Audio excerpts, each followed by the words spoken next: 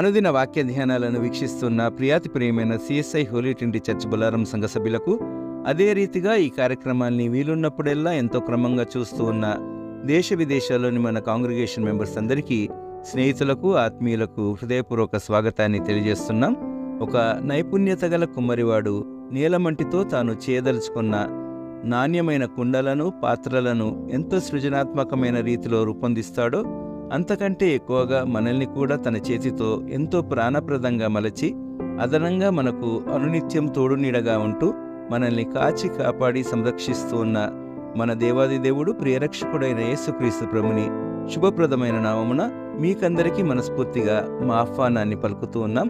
ఈనాటి మన daily Bible డివోషన్స్లో Bible గ్రంథంలో ప్రస్తావించబడిన కొన్ని కుండలను పేర్కొంటూ వాటి ఆత్మీయ అంతరార్థాలను మనము సాదృశ్య రీతిగా ఏ విధంగా అన్వయించుకోవాలో దైవ సందేశం ద్వారా శ్రీమతి కె చంద్రలీలా డానియల్ గారు మనకు తెలియజేస్తూ ఉన్నారు.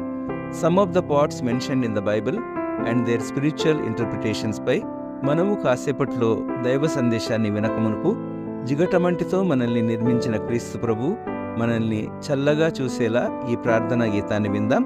మరి బైబిల్ గ్రంథంలోని లేఖన భాగాలన్నిటినీ ఎంతో శ్రద్ధతో పరిశీలించి వాటిపై మన డైలీ బైబిల్ డివోషన్స్లో మనకు చక్కటి సందేశాలు అందిస్తున్న మన వారికి, అదేవిధంగా ఈ కార్యక్రమాన్ని రూపొందిస్తున్న మన వారికి ఈ సమయంలో మన కృతజ్ఞతలు తెలియజేస్తూ ఉన్నాం.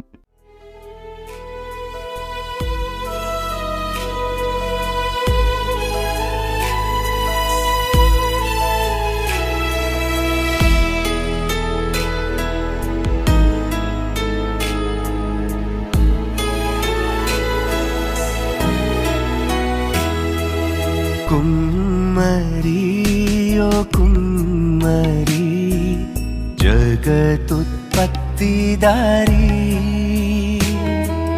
జిగటమన్నైన నా వంక చల్లగా చూడుమయా,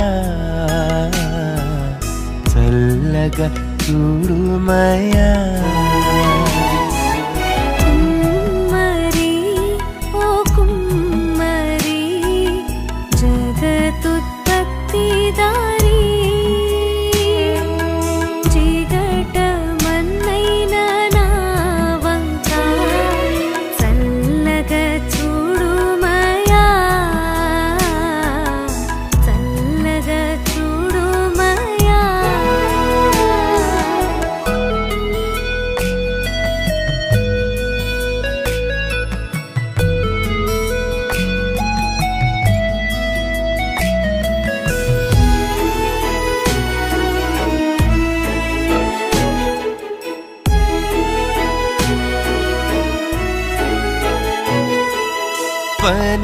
పనికిరాని పాత్రనని పారవేయకుమా,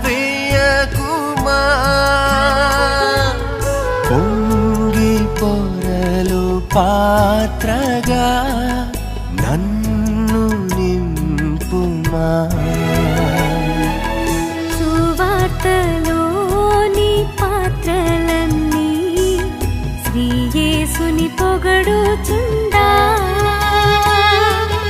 సాక్షిగా నుండు పాత్రగా చేసి సత్యముతో నింపుము తండ్రి, సత్యముతో నింపుము తండ్రి. కుమ్మరి ఓ కుమ్మరి, జగతుత్పత్తిదారి, జిగటమన్నైన నా వంక చల్లగా చూడుమయా, చల్లగా చూడుమయా.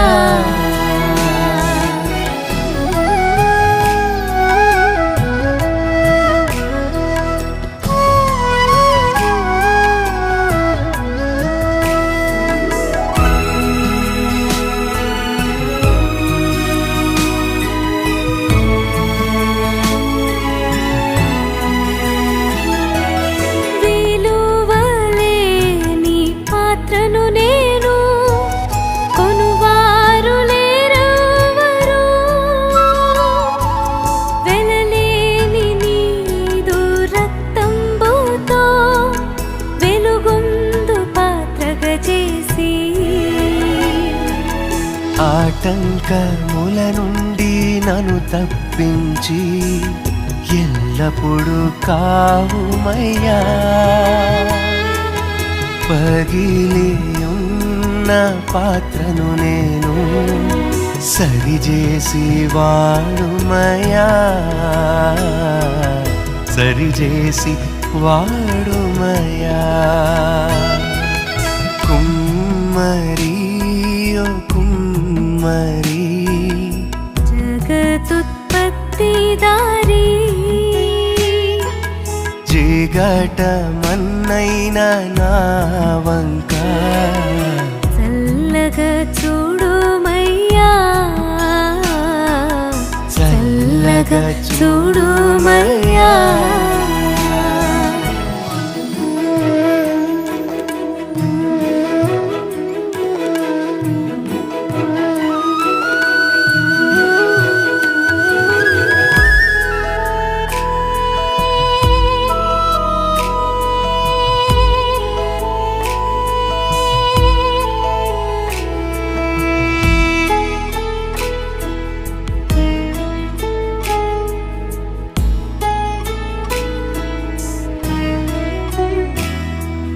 లోకాశతో నిండి ఉప్పొంగుచు మార్గంబునే తప్పితిన్.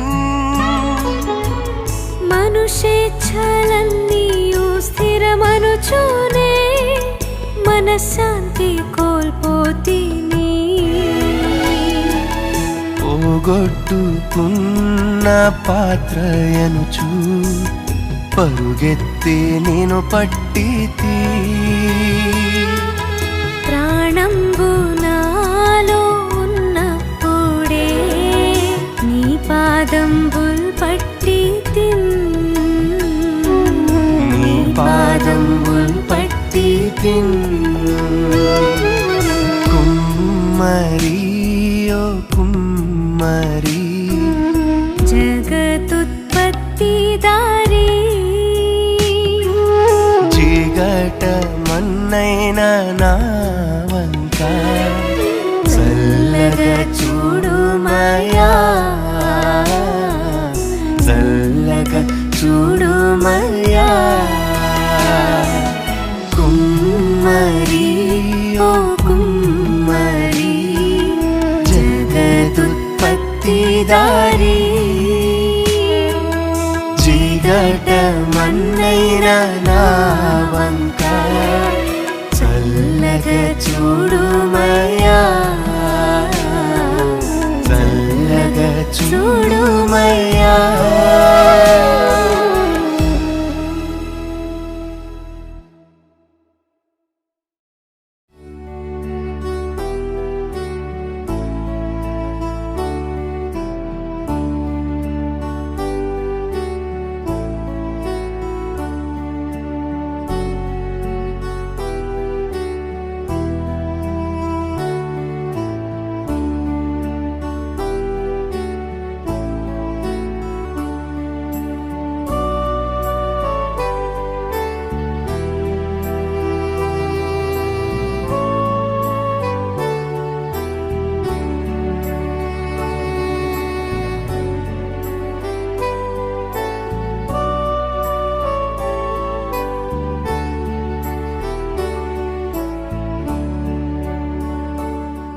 పరిశుద్ధుడైన దేవుని నామముకి స్తోత్రం కలుగును గాక. చిన్న ప్రార్థన చేసుకున్నామండి. పరిశుద్ధుడా నాయన, ఆకాశ మహాకాశాల సింహాసనాసీనుడా, మాకు తోడుగా ఉండి సజీవులకు మమ్మల్ని చేర్చి నిన్ను స్తుతించడానికి, కొద్దిసేపు నిన్ను కనపరచడానికి, నిన్ను గురించి ధ్యానించడానికి మాకు ఈ సమయాన్ని ఇచ్చినందుకే నీకు వందనాలు, స్తోత్రాలయ్యా. మా దగ్గర ఉండండి నాయన, సహాయం చేయండి. వినే బిడ్డలందరికీ ఆశీర్వాదం కలుగజేయండి. అర్థం చేసుకునే మనసును అనుగ్రహించండి. పరిశుద్ధ గ్రంథంలో ఎన్నో రహస్యాలు, ప్రతి లైన్ కూడా ఎంతో భావగర్భితమైనది. దాన్ని అర్థం చేసుకోవడానికి మీ కృపలో మమ్మల్ని జ్ఞాపకం చేసుకోండి. దానియేలు గారికి, యోసేపు గారికి కళలను, వాటి భావాన్ని గ్రహింపగలిగే శక్తిని అనుగ్రహించినారు. అంత కాకపోయినా కొంతైనా ప్రతి లైన్ని మేము అర్థం చేసుకునే జ్ఞానం మాకు అనుగ్రహించి నీ కృపలో జ్ఞాపకం చేసుకోమని యేసయ్య మహాపరిశుద్ధ నామములో వేడుకుంటున్నానయ్యా, ఆమేన్. ఈరోజు మనము పరిశుద్ధ గ్రంథంలో కొన్ని కుండల గురించి చెప్పబడి ఉంది. కొన్ని కుండలు మంచి కుండలు ఉన్నాయి, కొన్ని కుండలు చెడ్డ కుండలు ఉన్నాయి, విషపు కుండలు లాంటివి కూడా ఉన్నాయి. అయితే ఈరోజు ఒక 5 మాత్రమే మంచి కుండల గురించి మనం తెలుసుకుందాం. 2వ రాజుల గ్రంథము 4వ అధ్యాయంలో ఒక కుండను మనందరికి తెలిసినవేనండి, ఇవన్నీ కొత్తవి ఏం కాదు. ఒక కుండ ఉన్నది, నూనె కుండ. చిన్న మాట చదువుతాము.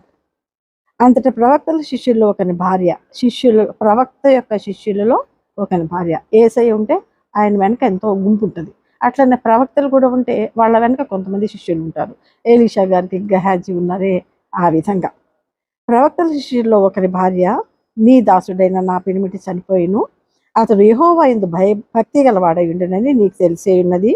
ఇప్పుడు అప్పులవాడు నా 2 కుమారులు తనకు దాసులుగా ఉండుటకై వారిని పట్టుకొని పోటుకి వచ్చి ఉన్నాడని ఎలీషాకు మొరపెట్టగా, ఎలీషా, నా వల్ల నీకేమి కావలేను, నీ ఇంటిలో ఏమి ఉన్నదో అది నాకు తెలియజెప్పమనెను. అందుకామె, నీ దాసురాలనైన నా ఇంటిలో నూనె కుండ ఒకటి ఉన్నది. ఏమున్నది నీ దగ్గర? దాన్నే నేను ఆశీర్వదించిపోతాను. నువ్వు కష్టంలో ఉన్నావు కదా, అప్పులు వాళ్ళు ఉన్నారంటున్నావు కదా, నీ కొడుకులు ఎందుకు ఊడిగం చేయాలా? నీ ఇంట్లో నా సహాయానికి వచ్చినావు, నేను నీకేం చేయగలను? What can I help you? ఏ విధంగా నీకు నేను సహాయం చేయగలను అంటే ఆమె ఏం చెప్పింది? నూనె కుండ తప్ప ఏం లేదయ్యా, నా ఇంటిలో నూనె కుండ ఒకటి ఉన్నది, అది తప్ప మరేమీ లేదా. నేను చూసారా, ఏమున్నదో దాన్ని ఆశీర్వదించడానికి యేసయ్య తయారుగా ఉంటాడు. ఎందుకంటే మనకు వాగ్దానం చేశాడు కదా, అబ్రహామును బట్టి జనాలందరినీ మానవ జాతిని అంతటిని ఆశీర్వదించాడు అబ్రహాం గారిని బట్టి. కాబట్టి ఈ నూనె కుండ ఒక్కటే ఉన్నదయ్యా అంటే ఆయన ఏమంటున్నాడు? నువ్వు బయటికి పోయి ఇరుగు పొరుగు, మనందరికి తెలుసు, ఇరుగు పొరుగు వాళ్ళందరిని అడిగి ఎన్ని కుండలో అవన్నీ జమ చేసుకోమన్నాడు. పాపం నిజంగా 2 కొడుకులు పంపించింది, ఆమె కూడా పోయి ఉండొచ్చు. అన్నీ జమ చేసుకుని ఆయన ఏం చెప్పాడంటే చూడండి, అప్పుడు నీ ఇంటిలోనికి వచ్చి నీవును నీ కుమారులను లోపల నుండి తలుపు మూసి, చూడండి, లోపల నుండి మీరు ముగ్గురు కూడా తలుపు మూసి ఆ పాత్రలన్నిటిలో నూనె పోసి నిండినవి ఒక తట్టును ఉంచమని ఆమెతో సెలవీయగా, రండి లోపలికి వచ్చి తలుపులు మూయండి, మీరు చేసే పని ఎవరికి తెలియకూడదు. దేవుడు చేసే అద్భుతాలు ఏ విధంగా ఉంటాయంటే మన కంటికి కనపడవు, చెవికి వినపడవు, హృదయానికి గోచరం కావు. కాబట్టి లోపలికి రండి, తలుపులు మూసేయండి. మత్తయి సువార్త 6వ అధ్యాయము 6వ వచనంలో ఏమంటున్నాడు? నువ్వు లోపలికి పో, చూద్దాం, ఒక్కసారి చూద్దామండి. మత్తయి సువార్త 6వ అధ్యాయం మనందరికి తెలిసిందే ఇది. 6వ అధ్యాయం 6వ వచనంలో, నీవు ప్రార్థన చేయనప్పుడు నీ గదిలోనికి వెళ్ళి తలుపు వేసి రహస్యమందున్న నీ తండ్రికి ప్రార్థన చేయుము, అప్పుడు రహస్యమందు చూసి నీ తండ్రి నీకు ప్రతిఫలం ఇచ్చును. చూసారా, ఇక్కడ కూడా ఏం చెప్తున్నాడు? లోపలికి పొండి, నీ కొడుకులు నువ్వు కూడా తలుపులు మూసుకోండి. ఇప్పుడు నేను ఆశీర్వదించిన ఈ కుండలో నుంచి నూనె పోసుకుంటా పొండి. అన్ని కుండలు ఎన్ని ఎరువు తెచ్చుకున్నారో అన్ని కుండల్లో నూనె పోసుకున్నారు. ఇంకా ఉన్నాయా అని అడుగుతున్నాడు. ఇంకా లేవయ్యా అని చెప్పింది ఆమె. తానును కుమారులను లోపల నుండి తలుపు మూసి కుమారులు తెచ్చిన పాత్రలో నూనె పోసును. పాత్రలన్నీ నిండిన తర్వాత ఇంకా పాత్రలు తెమ్మని ఆమె తన కుమారునితో చెప్పగా, ఇంకా తీసుకురా బాబు, అక్కడ పోయి తీసుకురా, ఇక్కడ పోయి తీసుకురా అంటుంటే మరి ఏమీ లేవన్నాడు. అంతలోకి నూనె నిలిచిపోయింది. కాబట్టి మన యొక్క ఆశీర్వాదాలు ఎట్టుంటాయి అంటే మన దగ్గర ఏ కొంచెం ఉంటే కూడా దాన్ని ఆశీర్వదిస్తానన్నాడు దేవుడు. మనకేమున్నాయి? నూనె కుండ కాదు, కానీ మనకు ఉద్యోగాలు ఉన్నాయి, వ్యాపారాలు ఉన్నాయి, ఇంకా వేరే వేరే పనులు ఉన్నాయి, ఎన్నో రకాలైన పనులు చేసుకుంటాము. వాటన్నిటి వల్ల మనం ఏం పొందుతున్నాం? జీతం పొందుతున్నాం. ఆ జీతాన్ని కొంచెమైనా కానీ ఎక్కువైనా కానీ ఆశీర్వదించేవాడు దేవుడే. నీ దగ్గర ఏమున్నది? దాన్ని నేను తప్పకుండా ఆశీర్వదిస్తాను. కాకపోతే నువ్వేం చేయాలంటే నమ్మకంగా ఉండాలి. నమ్మకంగా ప్రతిదానికి ఒక క్లాస్. నీకు ఆశీర్వాదం రావాలంటే నువ్వు దానికి తగినట్టుగా నీ ప్రవర్తన ఉండాలా, నమ్మకంగా ఉండాలా, అప్పుడు నువ్వు ఆశీర్వదించబడతావు. కాబట్టి ఇది జీవనాధారమైన కుండ. ఆమె దగ్గర నుండి నూనె కుండ జీవనాధారమైన కుండ. ఆమె బ్రతకడానికి ఇక అప్పులన్నీ తీర్చుకొని ఉండొచ్చు. ఎంతో కాలం వరకు ఆ పిల్లలకు ఉద్యోగాలు వచ్చే వరకు కూడా ఆమె వాటితో బ్రతికి ఉండొచ్చు. తన జీవనాధారాన్ని ఎంత చక్కగా ఆశీర్వదించబడేటట్టుగా ఆమె ఎక్కడికి పోయిందండి? ఎలీషా గారి దగ్గరికి పోయింది. అయితే మనం పోయినసారి క్లాస్లో నేర్చుకున్నాం, మనం ఏమన్నా పోగొట్టుకున్నా, మనకి ఏదైనా అవసరం ఉన్నా మనం ఎక్కడికి రావాలి? ఇప్పుడు ఎలీషా గారు లేరు, కానీ మనం సిలువ దగ్గరికి రావాలి. ఎంతో విలువైన సిలువ దగ్గరికి వచ్చినప్పుడు తప్పకుండా మన జీవనాధారము మనకు ఆశీర్వదించబడుతుంది. ఇంకొక కొండం చూద్దాం. ఆది కాండంలో, ఇది కూడా మనందరికి తెలుసు, ఆది కాండము 24వ అధ్యాయంలో రిబ్కా, మనందరికి తెలుసు కదా. రిబ్కా నేర్చుకుంటానే ఉన్నాం, కానీ ఒక్కొక్క లైన్లో ఒక్కొక్క అర్థం మనకు దొరుకుతా ఉంది. రిబ్కా దగ్గరికి ఎవరు పోయారండి? ఎలియాజర్ గారు, అబ్రహాం గారి యొక్క పనివాడు, పెద్ద పనివాడు. 14వ వచనంలో ఆయన ఏమనుకొని వచ్చాడు? ఎవరైతే నాకు ఎదురు పడతారో, ఎవరైతే నాకు నీళ్ళు ఇస్తారో, ఎవరైతే నా ఒంటెలకు కూడా నీళ్లు పెడతారో వాళ్ళని దేవుడు పంపించిన అమ్మాయి అని నేను అనుకుంటాను అని ఆయన హృదయంలో తలంచాడు. అదే విధంగా పోయాడు. పోతే ఏమైంది? అక్కడ నాహోరు పట్టణం చేరి సాయంకాలం ముందు స్త్రీలు నీళ్లు కొనవచ్చు వేళకు ఆ ఊరి బయట నీళ్ల బావి యుద్ధ తన ఒంటెలు మోకరింపచేసి ఇట్లా అన్నాడు, నా యజమానుడు అబ్రహాం దేవుడు అయిన యెహోవా. మనం కూడా అబ్రహాం ఇస్సాకు యాకోబుల దేవా అని ప్రార్థన చేస్తాం. నేను వచ్చిన కార్యమును త్వరలో సఫలం చేసి నా యజమానుడిగా అబ్రహాం మీద అనుగ్రహము చూపును అన్నాడు. అవన్నీ అయిపోయినాయి. ఇక ఆ టైంకి రిబ్కా అమ్మ వచ్చింది. 15వ వచనంలో ఈయనేమనుకున్నాడు? 14వ వచనంలో, నేను త్రాగునట్లు నీవు దయచేసి నీ కడవను ఉంచుమని నేను చెప్పగా, నీవు త్రాగుము, నీ ఒంటెలకును నీళ్లు పెట్టేదనని ఏ చిన్నది చెప్పును, ఆమె నీ సేవకుడు నీ కొరకు నీవు నియమించింది అయ్యుండును గాక అని మనసులో అనుకున్నాడు. 15వ వచనంలో, అబ్రహాం సహోదరుడైన నాహోరు భార్య మిల్కా కుమారుడు బెతూయేలు, తెరహు గారికి 3 కొడుకులు, అబ్రహాము, నాహోరు, హారాను. అబ్రహాం కొడుకు ఇస్సాకు, నాహోరు కొడుకు బెతూయేలు, హారాన్ కొడుకు లోతు. హారాన్ గారు తెరహు గారి కంటే ముందే చనిపోయినాడు అని చెప్తారు. 3 అన్నదమ్ములకి ఈ 3 కొడుకుల్ని ఇక్కడ ప్రస్తావించారు. అంటే అబ్రహాం గారి తమ్ముడు నాహోరు కొడుకు బెతూయేలు, అబ్రహాం గారి కొడుకు ఇస్సాకులాగా నాహోరు కొడుకు బెతూయేలు.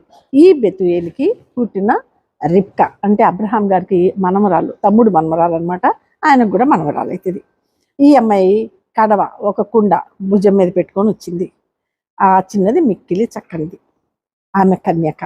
సరే, ఏం చేశాడు ఈయన? 17వ వచనంలో, ఆ సేవకుడు ఆమెను ఎదుర్కొన్నట్టుకు పరిగెత్తి, నీ కడవలో నీళ్లు కొంచెం దయచేసి నన్ను త్రాగనిమ్మనెను. అందుకు ఆమె, అయ్యా త్రాగుమని చెప్పి త్వరగా వెంటనే తన కడవను చేతి మీదకి దించుకొని అతనికి దాహాన్నిచ్చాను. ఏమి ఆలోచించలేదండి. వెంటనే అడిగిన వెంటనే, అబ్బా నేను కింద నుంచి మోసుకొని వచ్చిన, ఆ బావులు చాలా పెద్దగా ఉంటాయి, ఆ మెట్లు దిగి లోపలికి పోవాలనుకుంటాను. తాడుతోటి బకెట్ తోటి తోడేటువంటి బావులు కాదు. ఇంత కిందికి దిగినా నీళ్లు తెచ్చుకున్నాను, మోసుకొని వచ్చి నీకు పెట్టాలనా అని మనసులోనూ అనుకోలేదు, పైకి కూడా ఆమె ఆ ఉద్దేశం చూపించలేదు. త్వరగా వెంటనే అడిగిన వెంటనే త్వరగా తన కడవను చేతి మీద దించుకొని అతనికి దాహం ఇచ్చింది. అంతేకాకుండా మళ్ళీ నీ ఒంటెలకు కూడా, ఆయన అడక్కముందే ఈమె, నీ ఒంటెలకు కూడా నేను నీళ్ళు ఇస్తానయ్యా అని మళ్ళీ ఇంకా కుండలో ఉన్న నీళ్లు ఆ తొట్టిలో పోసేసి మళ్ళీ గబగబా కిందికి దిగి ఆ ఒంటెలన్నిటికి కూడా పెట్టింది. ఇది పరిచర్య చేసేటువంటి కుండ. అంటే అడిగిన వెంటనే ఎవరైనా మనల్ని సహాయం అడిగితే మనం సహాయం చేసే వాళ్ళలాగా మనము ఉండాలి, పరిచర్య చేయాలి. కాబట్టి పరిచర్య చేసే మనుషులుగా మనము తప్పకుండా ఉంటే మనకి ఎంతటి ఆశీర్వాదం వచ్చింది ఆమెకి. ఆ చిన్న పరిచర్య చేసినందుకు వెంటనే నువ్వు నాకు కోడలు అవుతావని అని అనకుండా ఆయన ఏం చేశాడు? ఒంటెలు త్రాగుట అయిన తర్వాత ఆ మనుషుడు 6 తులము ఎత్తుగల బంగారపు ముక్కు కమ్మిని ఆమె చేతికి 10 తులములు ఎత్తుగల 2 బంగారు కడియవల్ని వెంటనే బంగారం ఆమెకు బహుమానంగా ఇవ్వబడింది. ఆమె ఎప్పుడైతే ఎదురు చెప్పకుండా త్వరగా పరిచర్య చేసిందో వెంటనే ఆమెకి ఎంతో బహుమానం దొరికింది. ఇంతేకాదు, అసలైన బహుమానం జీవిత భాగస్వామి కూడా ఆమెకు దొరికాడు. కాబట్టి ఇది రెండవ కుండ, పరిచర్య చేసేటువంటి కుండ. ఇంకొక కుండం చూద్దాం మనం. విలాప వాక్యాలు 4వ అధ్యాయం. బంగారము ఎట్లు మందగిలినది, మేలిమి బంగారము ఎట్లు మార్చబడినది, ప్రతి వీధి మొగను ప్రతిష్ఠితమైన రాళ్ళు పారవేయబడి ఉన్నవి. మేలిమి బంగారుతో పోల్చదగిన సియోను ప్రియ కుమారులు ఎట్లు కుమ్మరి చేసిన మంటి కుండలుగా ఎంచబడుతున్నారు. బంగారంతో చేసిన కుండలు మంటి కుండలుగా మార్చబడ్డాయి. చేంజ్ అవ్వడం కాదు, ఆ విధంగా ఎంచుతున్నారు. పనికి మాలిన కుండలు అవి. అది బంగారమే, మేలిమి బంగారమే. మేలిమి బంగారం యొక్క సియోను ప్రియ కుమారులు అంటాము వీళ్ళు. సియోను కుమార్తెలు కానీ సియోను కుమారులు కానీ అంటే ఇశ్రాయేలీలు మేలిమి బంగారుతో పోల్చుకుంటున్నాడు దేవుడు. అటువంటి మేలిమి బంగారు లక్షణం కలిగినటువంటి కుమారులు మంటి కుండలుగా మార్చబడ్డారంట. అంటే మట్టి కింద పడితే పగిలిపోతుంది, విలువ లేదు కదా. మట్టి, బంగారం ఎంతో విలువ కలిగింది కదా. కాబట్టి మంచితనము అనేది మనకు ఉండాలి. తనాన్ని మనం ఏం చేయాలా, డెవలప్ చేసుకోవాలా. ఒకవేళ ఇంతవరకు మనం మంచివాళ్ళం కాకపోతే ఇక ముందు కన్నా దేన్ని బట్టి, కేవలం పరిశుద్ధ గ్రంథ వాక్యాలను బట్టే. నీ వాక్యము నా పాదములకు దీపమును, నా త్రోవకు వెలుగునై ఉన్నది. మనకి దీపం, దారి చూపించే దీపం. కాబట్టి ఆ వాక్యాన్ని మనం బాగా చదువుకుంటూ ఉంటే తప్పకుండా మంచితనం మనకి ఉంటుంది. ఏషియా గ్రంథంలో ఒకసారి చూద్దాం. 29వ అధ్యాయము చూడండి. ఇది కూడా ఏషియా గ్రంథము 29వ అధ్యాయంలో 21వ వచనం. 21వ వచనము చాలా ఆలోచించదగినటువంటి వచనం ఇది. చూడండి. కీడు చేయ యత్నించుచు ఒక్క వ్యాజ్యమును బట్టి ఇతరులను పాపులునుగా చేయుచు గుమ్మంలో తమ్మును గద్దించు వారిని పట్టుకొన వలనని ఉరివొడ్డుచు మాయ మాటల చేత నీతిమంతుని పడద్రోయువారు నరకబడుదురు. పరిశుద్ధ గ్రంథం యొక్క మాట అండి ఇది, నా మాటలు కాదు. మళ్ళీ ఒకసారి విందాం. కీడు చేయ యత్నించుచు, కొంతమంది పని అదే. పొద్దున్న లేచి నేను ఎవరికి కీడు చేయాలా, ఎవరి మనసు నొప్పించాలా, నాకే కారణం దొరుకుతుంది, ఆ కారణాన్ని పట్టుకొని పోయి ఎదుటి మనిషికి కీడు చేద్దాం. కీడు యత్నించుచు ఒక్క వ్యాజ్యమును బట్టి, ఏదో ఒక కారణం, ఎవరిదో మంది కాకపోయినా ఎవరిదో పట్టుకొచ్చి ఇతరులను పాపులునుగా ఆ వ్యాజ్యాన్ని బట్టి నువ్వు తప్పుడు ఓడివి, నువ్వు తప్పుడు దానివి, నువ్వు తప్పుడు ఇతరులను పాపులునుగా చేయొచ్చు. గుమ్మములో తమ్మును గద్దించు వానిని, నువ్వు చేసే తప్పురా బాబు, నువ్వు మాట్లాడే తప్పు, నీ పని తప్పు అని ఎవరన్నా అంటే వాళ్ళకు ఊరి వచ్చేటట్టుగా కీడు చేస్తారు. మాయ మాటల చేత, ఆ మాటలు చూడండి, మాయ మాటల చేత నీతిమంతుని పడద్రోయువారు నరకబడుదురు. నీతిమంతుని పడద్రోయడమే దుర్నీతిపరుడి యొక్క ఉద్దేశం. నరకబడతారంట. ఎవరండి నరుకుతారు? దేవుడే. పరిశుద్ధ గ్రంథ వాక్యం, నువ్వు నేను కాదు.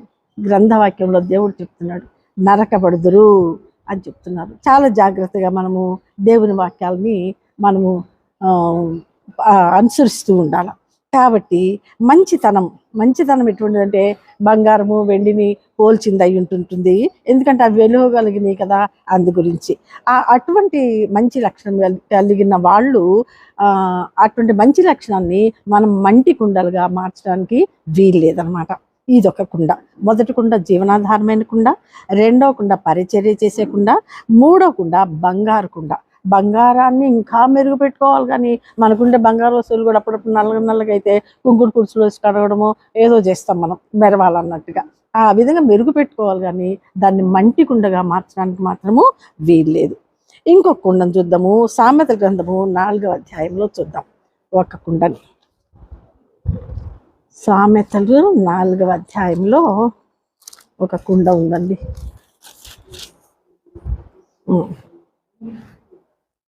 20వ వచనం. నా కుమారుడా, నా మాటలు ఆలకింపుము, నా వాక్యములకు నీ చెవి యొగ్గుము. దేవునికి వాక్యం. ఇక్కడ చూద్దాం 15వ వచనంలో చూద్దాం. 5వ అధ్యాయం 15వ వచనంలో, నీ సొంత కుండలోని నీళ్లు పానం చేయము. నీళ్లు ఇక్కడ దేనికి సాదృశ్యం అంటే వాక్యానికి సాదృశ్యం. ఇక్కడ ఏం చెప్తున్నంటే 5వ వచనంలో ఒక జార స్త్రీ గురించి, జాగ్రత్తగా ఉండు, దాని జోలికి పోవద్దు, నీ సొంత కుండలోని నీళ్లు పానం చేయము, నీ సొంత బావిలో ఉబుకు జలము త్రాగము, నీ ఊటలు బయటికి చెదరిపోతగునా, నీ వీధుల్లో అవి కాలువలుగా నీటి కాలువలుగా పారతగునా అని బుద్ధి చెప్తున్నాడు కుమారునికి. ఈ నీళ్లు ఇక్కడ వాక్యంకి సమానం. నా వాక్యములకు నీ చెవియొగ్గుము, నీ కన్నుల ఎదుటి నుండి వాటిని తొలగిపోనీయకము. వాక్యాన్ని తొలగిపోనీయొద్దు, నీ హృదయమందు వాటిని భద్రము చేసుకొనుము. దేవుని వాక్యం పెదవులతో మాట్లాడి వదిలిపెట్టడం కాదు, హృదయంలో మనం వాటిని భద్రం చేసుకోవాలా. దొరికిన వారికి అవి జీవము. దేవుని వాక్యము మనకు కానీ దొరికితే అది జీవము. జీవం అంటే ప్రాణం. వారి సర్వ శరీరమునకు ఆరోగ్యం. మనకు ఆరోగ్యం లేదు అంటే మనం వాక్యం సరిగ్గా చదవట్లేదు, ఆ వాక్యాన్ని జీవనాధారంగా లేకపోతే జీవంతో సమానంగా మనం తీసుకుంటలేదు అని మనల్ని మనం పరీక్ష చేసుకోవాలా. నీ హృదయంలో నుండి జీవధారలు బయలుదేరును. ఎప్పుడైతే వాక్యాన్ని నువ్వు జాగ్రత్తగా గమనిస్తావో, జాగ్రత్తగా ఆలోచిస్తావో, అవి హృదయంలో నుండి జీవధారలు బయలుదేరును. కాబట్టి అన్నిటికంటే ముఖ్యంగా నీ హృదయమును భద్రంగా కాపాడుకును. మూర్ఖపు మాటలు నీ నోటికి రానియకము. పెదవుల నుండి కుటిలమైన మాటలు రానియకము. ఎంత చక్కగా చెప్తున్నాడండి ఒక్కొక్క లైన్ పరిశుద్ధ గ్రంథంలో. ఒక్క లైన్ తీసుకొని ఈ లైన్లో, ఈ వాక్యంలో అంటే ఫర్ ఎగ్జాంపుల్, మూర్ఖపు మాటలు నోటికి రానియకము, పెదవుల నుండి కుటిలమైన మాటలు రానియకము. ఏమన్నా కుటిలమైన మాటలు వచ్చినాయా? ఎదుటివాటికి నష్టం చేసే మాటలు నా నోటికి వచ్చినాయా? వాడిని ఏ విధంగా క్రిందకి అవమాన భరితులు చేయాలనా అనేటువంటి మాటలు నా నోటికి వస్తున్నాయా అనేది మనము ఆలోచించుకోవాలా. అందుకోసమే దేవుడే ఇదే సామెతల గ్రంథంలో నాలుకను గురించి చెప్తున్నాడు. అబద్ధములాడు నాలుకను తంగేడు నిప్పులతో కాలుస్తానన్నాడు దేవుడు. తంగేడు నిప్పులు, నిప్పు కణికలు, తంగేడు నిప్పులతో కాలుస్తానన్నాడు. మనం చాలా జాగ్రత్తగా ఉండాలి. సామెతలు ఇదేం కుండ అంటే నీళ్ల కుండ, వాక్యము అనేటువంటి కుండ. ఆ వాక్యాన్ని మన హృదయంలో పెట్టుకున్నట్టయితే మనము జీవధారలు లేకపోతే జీవాన్ని మనము స్వతంత్రించుకుందాం. ఇంకొక కుండ న్యాయాధిపతుల గ్రంథంలో ఉన్నది. న్యాయాధిపతుల గ్రంథము 7వ అధ్యాయంలో ఇక్కడ గిద్యోను మనకు కనపడతా ఉన్నాడు. గిద్యోనుకి ఏం చెప్తున్నా అంటే,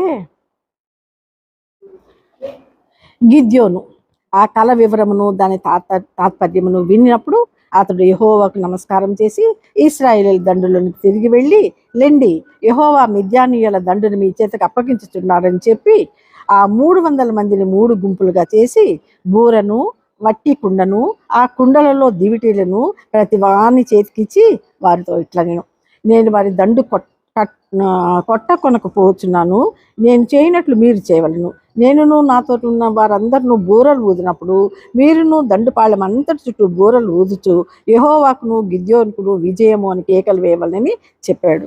అంతకుముందు వాళ్ళకి ఒక కళ వచ్చింది. మిద్యానీయులు వీళ్ళ మీదకి వచ్చి వీళ్ళని బ్రతకనిస్తలేదు ఇశ్రాయేలీయుల్ని. అప్పుడు గిద్యోను అంతకుముందు మనం గిద్యోను గురించి నేర్చుకున్నాం.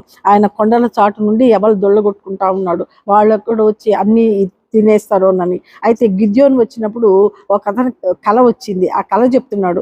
ఆ కళ ఏమన్నాడు, ఎవల రొట్టె ఒకటి మిద్యానీయుల దండులోనికి దొర్లి ఒక గుడారంకి వచ్చి దాన్ని పగలగొట్టి తలక్రింది చేసినప్పుడు ఆ గుడారం పడిపోయేను అని చెప్పాడు. ఎవల రొట్టె అంటే ఆ రొట్టె దేనికి సాదృశ్యం అంటే గిద్యోనికే సాదృశ్యం అంటున్నాడు. అంటే నేను మిద్యానీయుల దగ్గర పోయి వాళ్ళని సర్వనాశనం చేసేసి వాళ్ళు ఎన్ని దండుకొని వస్తాను అని ఏం చేశాడు గిద్యోను, 300 మందిని ఏర్పాటు చేసుకొని ఆ 100 మందిని 3 గుంపులుగా 100 అని 3 గుంపులుగా చేసుకున్నాడు. ఒక 100ని తనతో పాటు తీసుకుపోయాడు. ఆ మిద్యానీయులో గుడారం ఉండే చిట్టా చివరికి పోయాడు. ఈ 300 మందికి ఏం చేశాడు, 300 కుండలు ఇచ్చాడు, ఖాళీ కుండలు. ఆ కుండల లోపల దవిటీలు పెట్టాడు. ఇంకో కుడి చేతిలో ఏం చెప్పాడు, బూర పట్టుకున్నాడు. బూర పట్టుకొని 19వ వచనంలో, నడిజాము మొదటి కావలివారు ఉంచబడగానే గిద్యోను అతనితో 100 మంది దండుపాళెం కొట్టకొని పోయి బూరలను ఊది తమ చేతుల్లో ఉన్న కుండలను పగలగొట్టేవి. ఈ కుండల్ని, మట్టి కుండల్ని పగలగొట్టేశారు.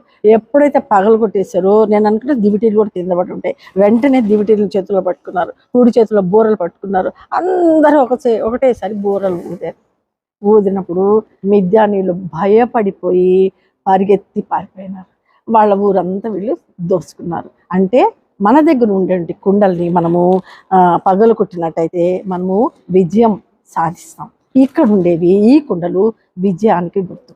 కొన్ని కుండలు జీవనాధారమైన కుండలు, కొన్ని కుండలు పరిచర్య చేసే కుండలు, కొన్ని కుండలు బంగారు కుండలు, బంగారం మెరుగు పెట్టినట్టుగా మెరుగు పెట్టవలసిన కుండలు, మట్టిగా మార్చకూడని కుండలు, కొన్ని కుండలు వాక్యము అనబడే కుండలు, కొన్ని కుండలు విజయానికి గుర్తు. కాబట్టి మనం ఉండవలసినటువంటి మంచి కుండల్లాగా, బంగారు కుండల్లాగా, పరిచర్య చేసే కుండల్లాగా, విజయం సాధించే కుండల్లాగా మనము ఉండాలి. ఎందుకంటే మనం యేసయ్య బిడ్డలం కదా, మనం అన్యులం కాదు కదా. ఇవన్నీ మనకే, ఇవన్నీ ఒక్కొక్కటి మనం అన్వయించుకొని వీటిలో మనం వీటి ద్వారా మనం జయం పొందితే మన జీవితం ధన్యమవుతుంది. కాబట్టి సంఘస్థులారా, మీరందరూ కూడా మంచి కుండల వలె మారి మంచి మాట నోట్లో వచ్చేటట్టుగా దేవుని అడుక్కొని ఆశీర్వాదము పొందుతాం గాక. దేవుడి చిన్న వాక్యాన్ని దీవించింది.